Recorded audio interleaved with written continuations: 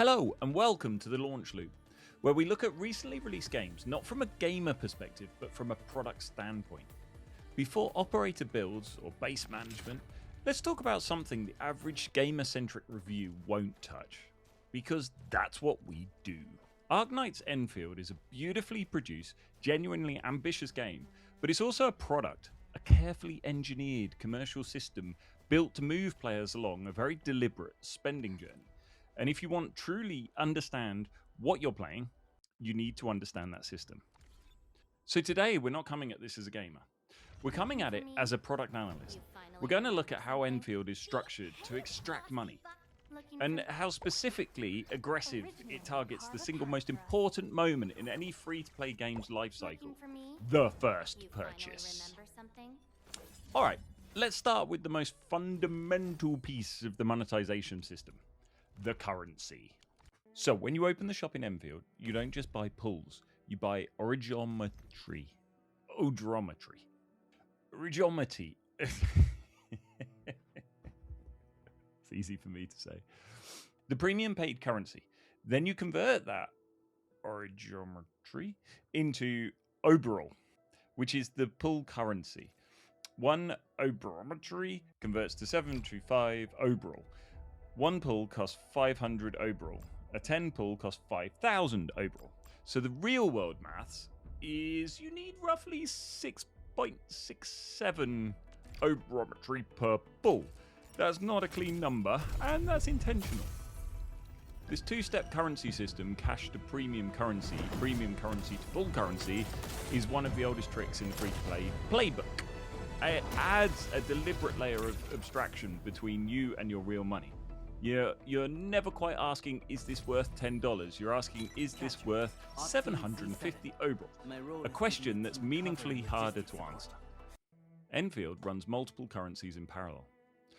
Ogrometry, oberol, Arsenal tickets, event-specific currencies. Each one serves a purpose in keeping the mental accounting fuzzy. It's not sinister on the face of it, or major Gacha games do it, but it's worth being clear-eyed about what it's actually doing. Now, here is where it gets genuinely interesting from a product standpoint. The single most important conversion event in a free-to-play game isn't getting a player to spend $100, it's getting them to spend $1. Because once somebody has made a purchase, no matter how small, they have psychologically crossed that threshold. They're no longer a free player, they're a customer, and customers are likely to spend again and again and again. Enfield's shop is architecturally designed around this insight.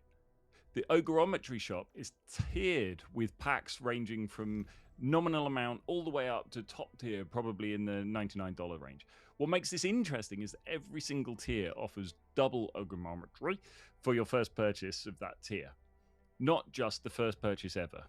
Every tier independently gives you a bonus for the first buy, similar to most Gacha games as it is at the moment.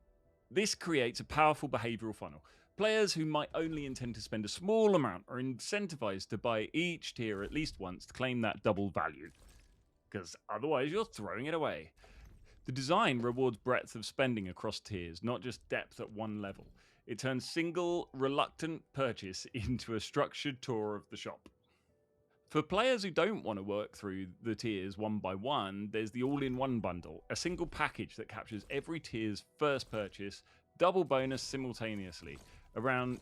Sat at around $53 US, it's positioned as the smart purchase for somebody really ready to commit up front. This is a clever product design. It captures the efficient spender who might otherwise only grab one or two tiers. It rolls the entire first purchase funnel into a single transaction. The new player banner enforces this. The new Horizons banner gives new accounts a 20% discount on 10 pulls, 4,000 overall instead of 5,000, and guarantees a 6-star with your first 50 pulls. This isn't a charity. This is the product ensuring that your very first Gacha experience is a positive one, making you more likely to associate the game with excitement rather than disappointment, and making that first paid pull feel like exceptional value. So if the all-in-one bundle is the aggressive ask, the monthly pass is the gentle nudge. At roughly $5 per month, the monthly pass is priced at the exact point where most people don't feel a significant friction. It's below the, let's think about it threshold, and less than a coffee.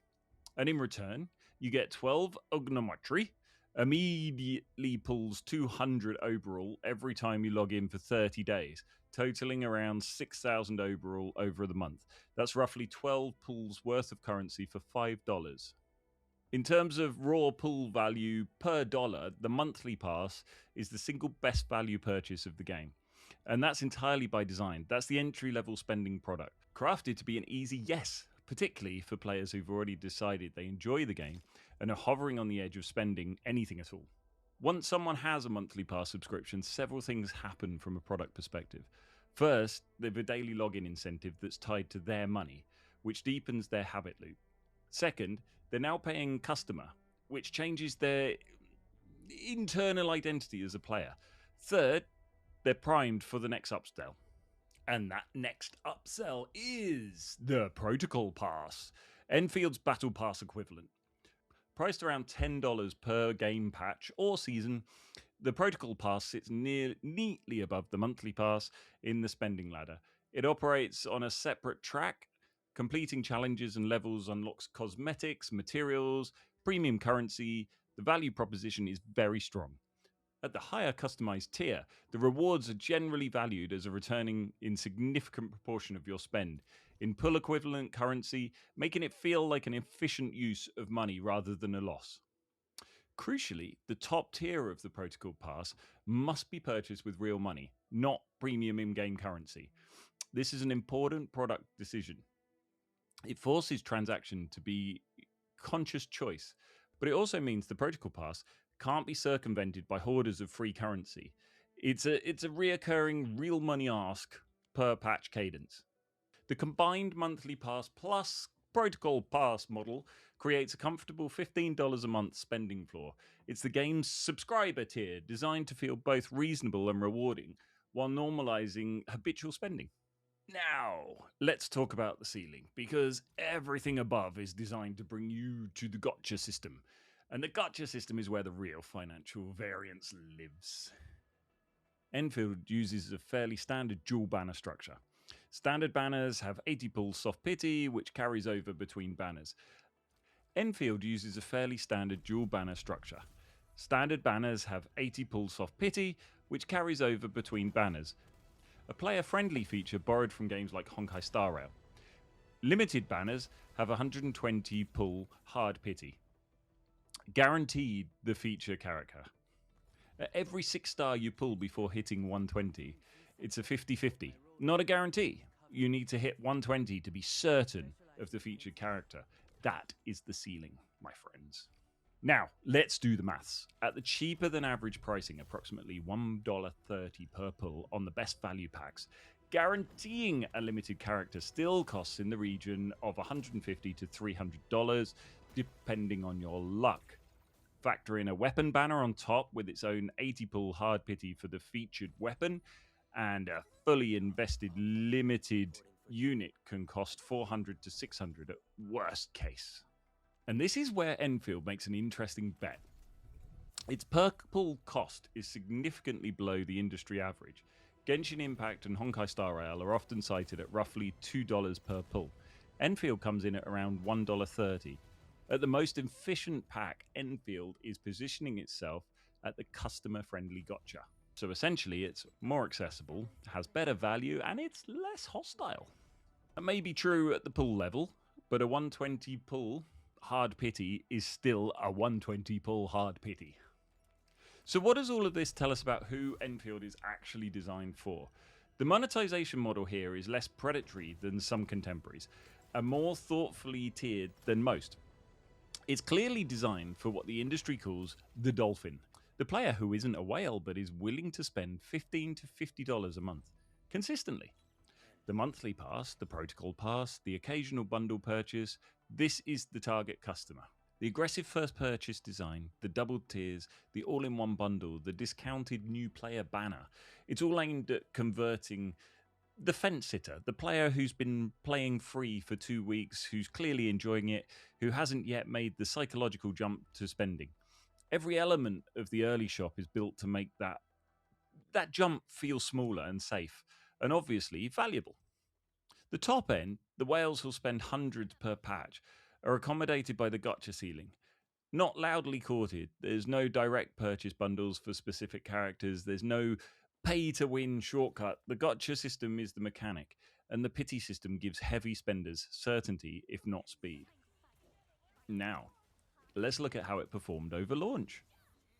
Okay, so that's the game. Karl, how did it do? Did it work? Yeah, so I'll be honest, we've kind of delayed this session for a while, right? And the first time I did this analysis was about 5 or 6 days into the game's launch, and I was very skeptical. But at least this Um, way we've got some data. right, exactly. We have more to look at now, and I think we've got a more definitive answer. Um, but look, it's a really hard space to launch into, right? It's a free to play action RPG game that has some of the biggest games in front of you. So when I did like the first comparison of downloads from launch day, it obviously doesn't kind of match up to the levels of Genshin Impact or Honkai Star Rail or Wuthering Waves, right? You can see That the would make sense because of, as we looked at earlier, the kind of split between the two different genres yeah. and the level of complexity in the factory builder type side of it is it's going to put people off, that's for sure. Yeah, and I don't know about the developer too much, but they also it's a smaller studio, right? They have a smaller budget from what I understand. So I think it's a smart play. You're never going to be able to fully compete like for like with established players in that space. So you need something unique. You need to take a risk here. It's always going to be hard to compete with Hoyoverse on Yeah. on the likes of Genshin Impact and stuff. That to go 1-to-1 on that kind of thing. You've got Kuro, which is Withering Waves. They have a relationship with Tencent, so they've got they've got substance behind them. I think going in new to this kind of area is very very difficult unless you're bringing something that is unique, and this is unique. Exactly. And so what they've got to is about 6 million downloads in the first 4 weeks, which is on mobile. And that's, not bad, but it's not, the 60 million or something that Honkai Star Rail did at the same time, right? So it is significantly below that.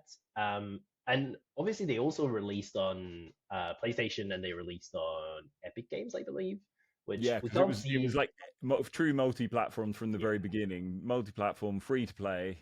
Yeah, And you get a lot less traffic on PlayStation, as is expected, right? It's mobile first, PlayStation second, but actually your daily active user numbers on PlayStation look much stronger. So I put together a graph on this. Let me just go full screen on it quickly. Where if you look at the total downloads in the first, what is it, around 2 weeks or so, it's 88% mobile, 12% PlayStation. That kind of makes sense to me. If you yeah. look at the daily active users, the PlayStation share is actually much higher. Mm. And it also kind of makes sense, right? Because the people are more mid-core, hardcore players on PlayStation side. They're taking it more seriously. The people that do go through the effort of installing the game are gonna stick around. Yeah, there's Um, a connect more of a connection with it. I think yeah, I would agree with that, and I think also having it on the big screen from. I mean, this is this is only an audience of one I'm talking about here, but for me, having it on the big screen, having it on TV, yeah, it really, with the factory building element of it, it really lets you sort of see a lot more of that, and I think it kind of opens up the game a little bit, to be honest. yeah. I I agree, and I played it on PC, and I think it's just, yeah. I'm a big automation games fan. Like I've spent countless hours in Factorio. We do. It's the type of game that in theory should really appeal to me, even though I'm not or like typically a big action RPG player. Um, and I can't imagine this working super well on mobile side, right? So as a kind of Western typical consumer, I'm like, okay, I think from the big screen. from I think from the Western element, you're right. However, I would love to see some APAC numbers Hmm. on this as a whole, because Yep. I'm pretty sure it's the opposite on the APAC side. Oh, it 100% will be. But yeah, so like downloads and engagement, the story is it looks pretty bleak, right? It's way beyond, way below any of the other kind of main competitors in that space, and it's by design, right? You're never gonna have a casual player sticking around the 4 hour tutorial hell to get to the It was a automation very bit, long and then tutorial. oh, it was so painful. Um, Especially the factory building part, the yeah, where you go down each of the individual machines, and like you have to do the ridiculously long tutorial on each of those machines. It was a lot. and you actually see that in the retention curve. So Sensor shows you that kind of day one all the way up to day 14 retentions here. Wow. Arknights has the worst day one retention. It makes sense. Yeah, it does. If you're a casual player, you're like, hey, cool, this is a new action ARPG game, let me try it out. It burns it burns you out very quickly, right? There's like it took me like I think 3 hours to get through the tutorials, and I then it think gets you're either complex. somebody that it resonates with, in which case you're bought into it and you know the type of game it's, you know that kind of in-depth having to learn everything that you had no idea about before, Yeah, or you're like, no, this is way too overwhelming, I'm done. exactly. And then you get to day two, and suddenly Arknights is not the worst anymore. And you see like the retention curve starts to look quite different to other Oh, games. look at that, it's gone to second. By day 14, it's like more or less comparable, like, well, above Genshin and just below Honkai, right? So it's actually doing pretty well with the retention. Wow. And that's again by design, right? Because you want to appeal to those hardcore players who like the action RPG, but like the extra depth that this game gives you as well. Well, and also a factory builder with a gotcha system is also quite interesting in terms of, the monetization elements there are quite exciting, really, when you think about it. And I assume that's what happened when they were planning this game as well, right? So you're like thinking like, what kind of audience wants to play hundreds of hours of, an optimization game where you want to get to that next level where you're willing to probably pay to skip some grind to get to that point, right? It's true. Um, and I think that audience match, in theory, on paper, should be really strong.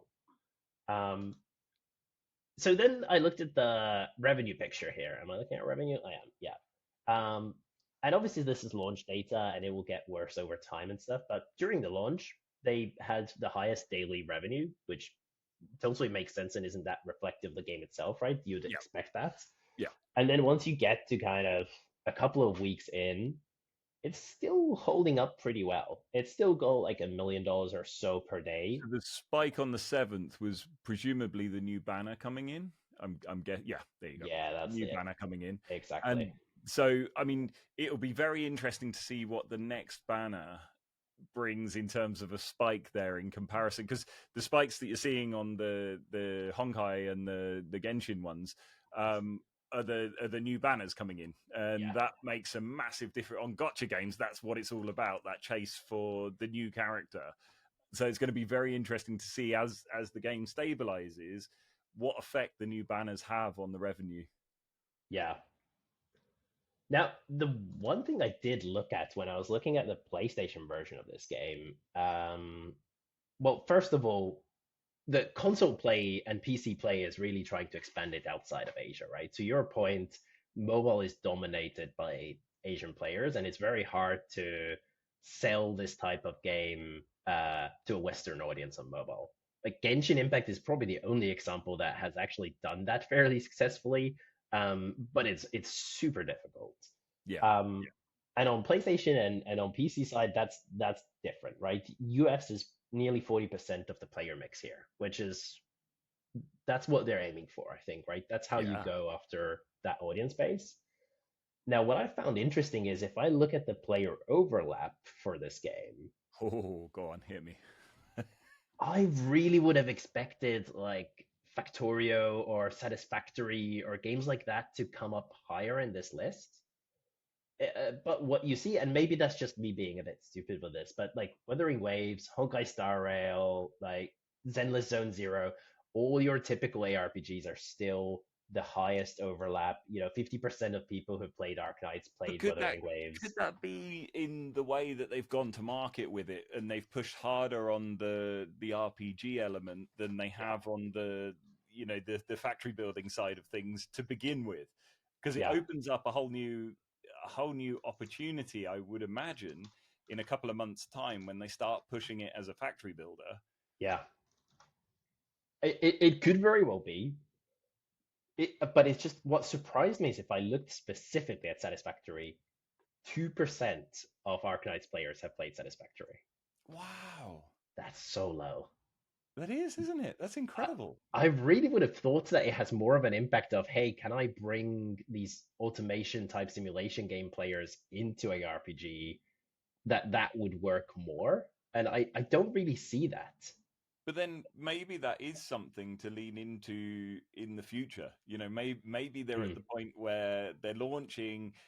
It's very understandable as an action RPG, and maybe this is a whole other area that they have to sort of fall back on after launch.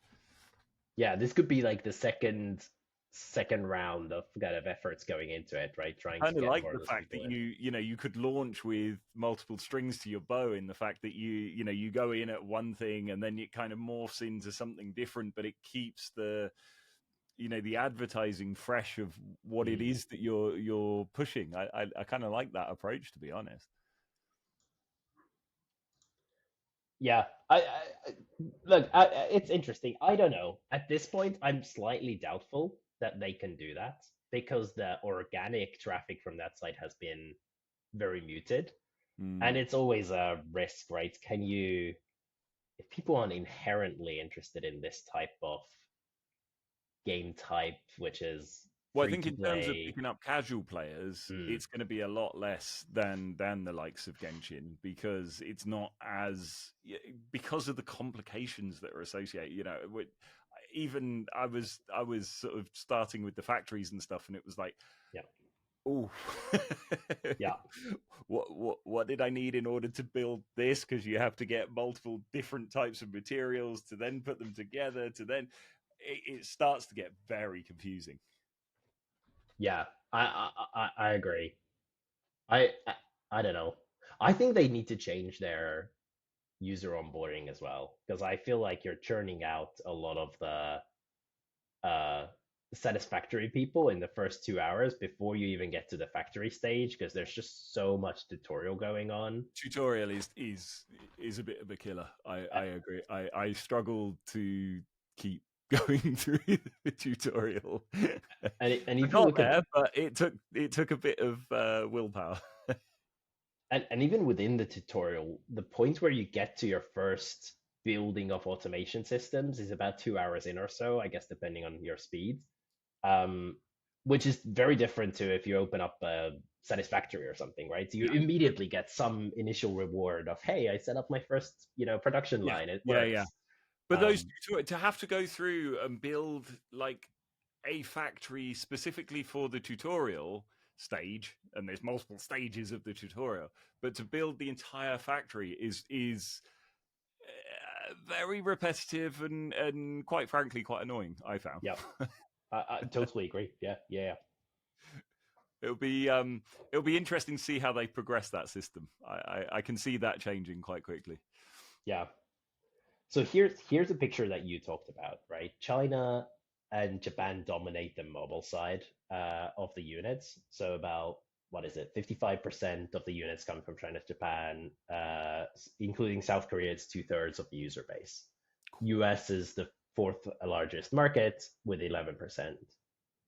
PlayStation looks very different, right? Yeah. PlayStation's like 40% US, and then combined China, Japan, Korea are around kind of the other 35 or so percent here. 20, what is it? Oh, maths, 28%. Now, because PlayStation is so much smaller, the overall mix of this game is still going to be heavily skewed towards the Asian market, which is totally expected, right? but Yeah, they do have that upside of going after the more European or US markets but through it's PlayStation, a through Epic good Games. split. It is a good split though. Yeah, That's actually very impressive to think that they've covered globally on different platforms the geographic wants and needs. I think that's pretty cool in itself. yeah. And so I did this comparison against some of the other ARPGs, and on mobile, it looks pretty similar. There isn't that much difference here if I compare it to the other games, right? Mm. Apart from maybe Wuthering Waves, everything else seems to be, about half of the user base comes from China and Japan. Add Korea into it as well, it's about two-thirds. And US is like close to 10% mix. And Genshin is the only game that's like pushed it closer to 20% of the mix, which, is pretty remarkable. Really is, yeah. And this So this is this is purely mobile. this is purely mobile. Okay. I haven't done the same check for PlayStation side, but I suspect that actually the mix there is fairly similar as well. So Mm. it really does come down to, if you want to unlock your potential in the Asian market, you have to do well on mobile. If you want to have a Western mix in there as well, you have to have a cross-platform experience. But it feels like there's a big difference between the the monetization methods. The gacha system is fully accepted within APAC. I Yeah, think it brings in somewhat negative connotations in the West in terms of it's a live service game. It's not a game where I buy the entire package and I'm able to play it for the rest of my life. I think those different views are it's completely acceptable in APAC. yeah. A- And in fact, I think that's part of the challenge here, because if you think about the hardcore simulation automation gamers on Steam, they're probably the most anti-free to play, right? They are the people who are buying their $20, $30 game, waiting for the discount, waiting for the premium experience. Yeah. They hate anything to do with microtransactions. You look at any game that has microtransactions on Steam, it gets destroyed in reviews. I wonder Um, if this could actually bring a few of them in though, in the factory building element. Like it's right. kind of it's confusing. It is confusing because it is an action RPG, but at the same time, it's intriguing because it has those other elements, and it's very complicated. I have to admit, I really enjoyed it. So I didn't do any in-game spend when I tried out this game, and it was still a very enjoyable experience. Once you Yeah, get through the initial bits and you start focusing on the kind of combination of, I go out on missions, I do my RPG bit, and then I go back and automate more and build new things and set up the systems. It was super rewarding and like very in-depth, and didn't feel like, hey, this is a cheap free to play experience ported on PC. Like it felt like a good, solid PC game experience for me. yeah, yeah. On PlayStation, I've been playing on PlayStation. Exactly the same. It was a quality experience.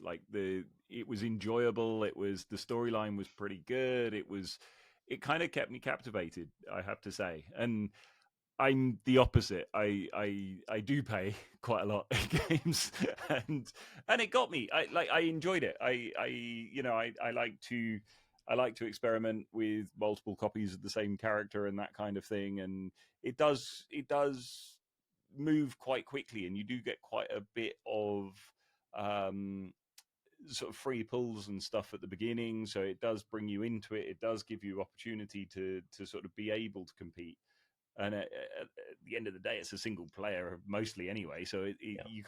you're only competing against yourself. But I found it did kind of grab me. Not gonna lie. So I just how does wish the that? tutorial was smoother, like Yeah. that first approach, because everything felt so confusing at the very beginning. When you Yeah. start looking at the factories for the first time, and it really does kind of leave you with no real understanding of what the hell you're doing, and you've got to figure everything out. But that was kind of entertaining by itself, to be honest. Yeah. And how did that monetization experience feel compared to some of the other games that you've played? Because from my experience, and I didn't end up spending on this game, but I never felt in the first whatever 10 hours that like I need to. I could have an enjoyable experience. I wasn't feeling like I'm gonna churn because they keep pushing stuff on me, right? And No, obviously this is by design. yeah, Um, I think they establish value pretty early on of product value, and they do have some pretty unique offers which are there to try and get you to spend. Like there are a couple that are very, very, very good inherent value, which kind of makes sense to buy, which are super cheap as well. So I do think there's the opportunity there that you can progress a little bit faster if you do make a couple of payments. The monthly pack is also very, very good, although not as high value as it is in some other games.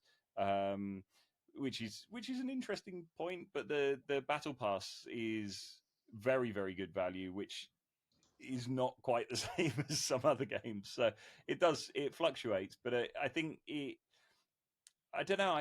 I find with the fact that you have the gear, you have the weapon, you have the multiple copies of the weapon to put over the top of that, multiple copies of the characters to put over the top of that. It makes it quite interesting, and having to mine your own materials in order to be able to make some of the gear and that kind of stuff in the first place, I think just adds like a really nice extra layer on top of everything, which kind of brings that chase in even more. yeah, It's not dungeon grinding. right. But at the same time, like I was looking at the average revenue per daily active user metrics, and Arknights stacks up really well there. And obviously, part of this is, you're still in the launch period, so you're gonna see more of this probably, and it might get kind of decline a little bit going forward.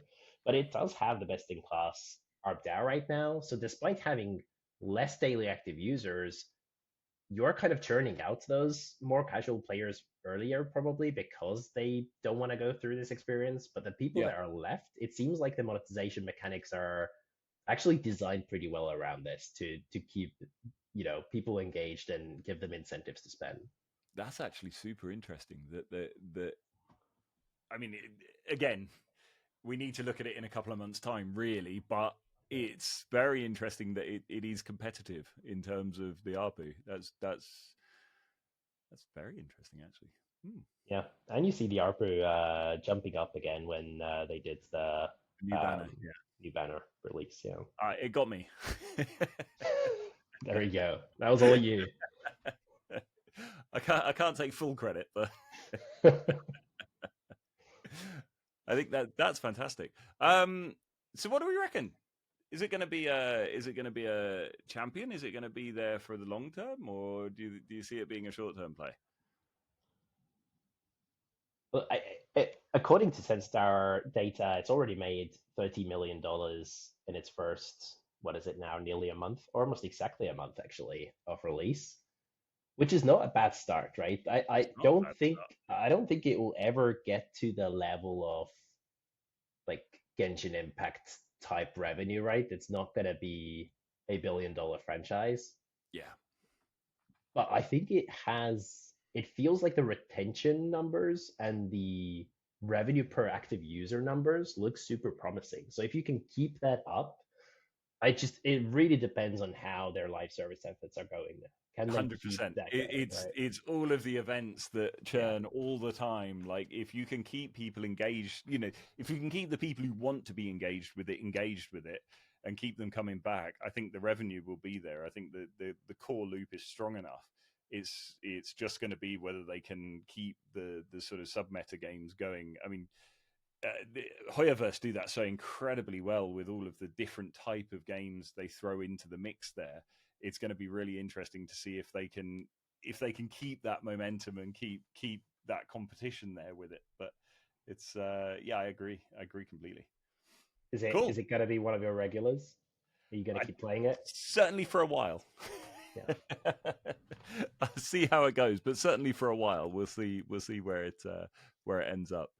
Um, cool. Okay,